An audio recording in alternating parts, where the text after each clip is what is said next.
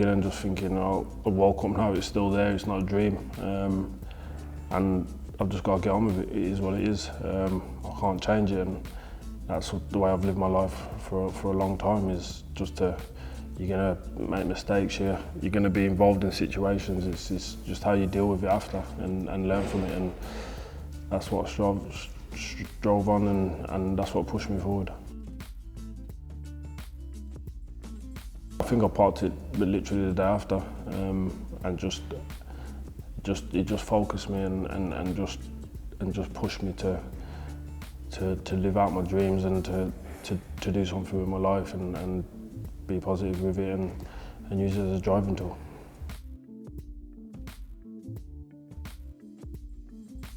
I think most of it is mindset, and that's what I trained myself to do.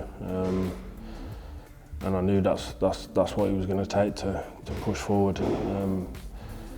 So yeah, I moved away and lived on my own and got my head down. I had no choice but to do it, and I think that's what I needed. Always felt I probably needed that to be backed up in a corner and to push myself.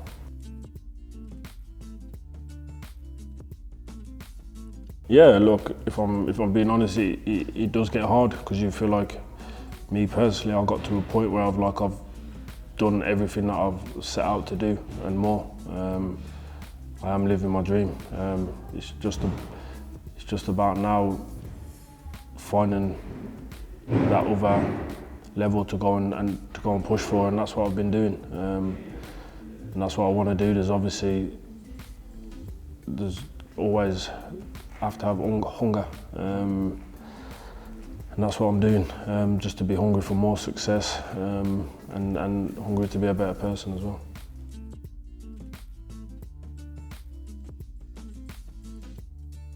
It can do, yeah. I think just the way I've got to the Premier League, I think stands me in good stead, and obviously I know that when I do go through bad patches in football, I know I can come out on top because I've done that in every league that I've played in.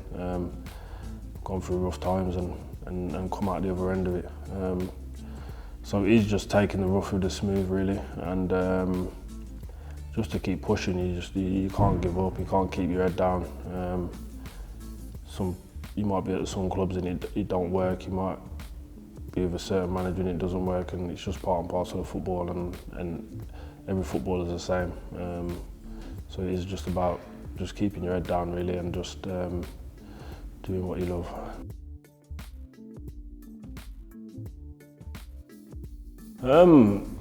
It's a difficult question because I think you can't really run from it at the end of the day, because if you're not getting it on social media, you're getting it on the pitch, and you can get it walking down the street or whatever.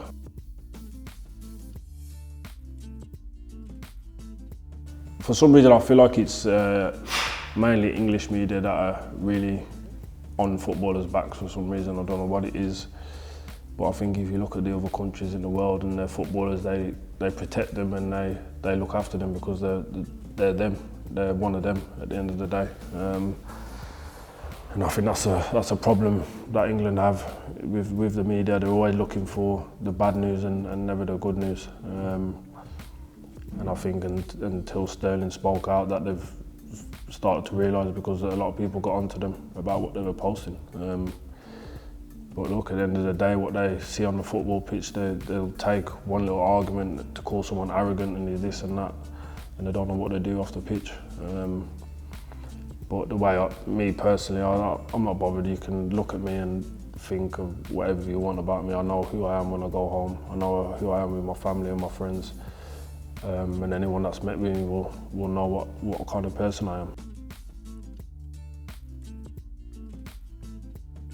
Me personally, I noticed it years ago, but I never thought people noticed it, and then it got to the point where I used to think, is it just me am I overreacting, or am I seeing something different?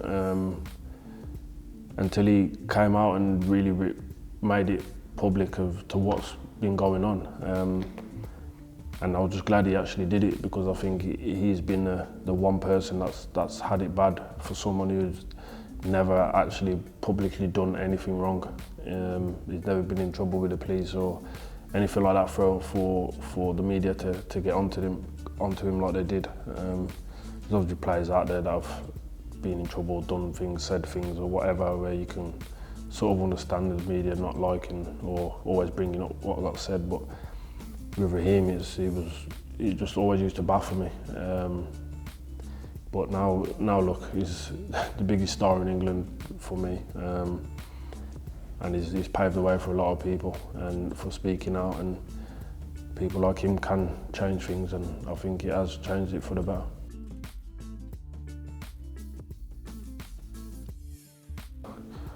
I want to score 15, 20 goals a season. I want to be up there doing that, and knowing that I can do that. It is obviously a lot more harder than it was in the Championship.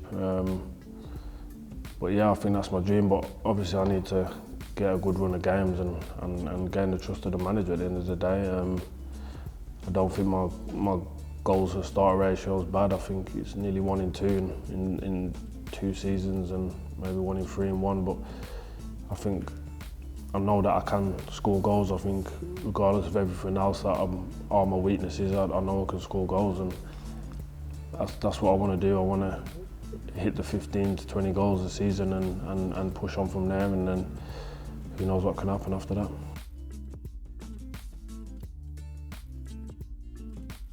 Way too far-fetched. I don't know where I'd be now if I didn't play football.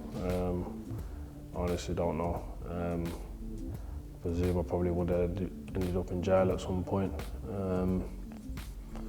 And yeah, God knows what I'm doing. I've always been a driven person and wanted to do something productive in my life, but not having that platform to go and do it would have been difficult.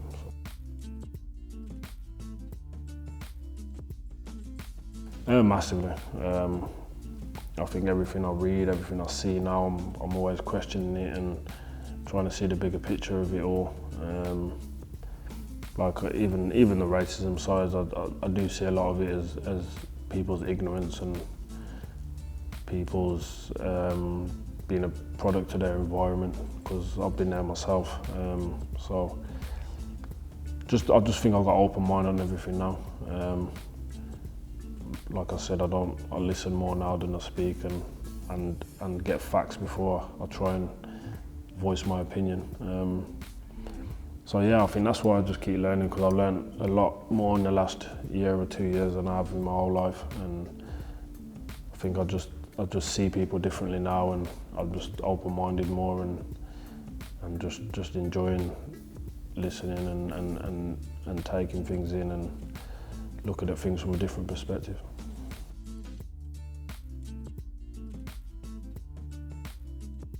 The reason I got it as well is because they all stood for the same thing, but they all dealt with it in different ways. Obviously with Rosa Parks, where she stood up for herself on the bus and refused to move. And then you've obviously got people like Marcus Garvey, who was helping get them, who had his own ship and was getting the slaves and bringing them back. And a lot of them obviously, you know, about Mandela and so on, and Malcolm X and what, and they was all pushing for the similar thing that people are pushing for now with all the homophobia going on and stuff. They just want equal rights in everything, and that's what it was. And the tattoos just inspired me in terms of they just stood for what they believed in, and they stood strong regardless of how many times their people got killed or whatever. They still fought for freedom, and if it wasn't for these people, then we wouldn't be here today.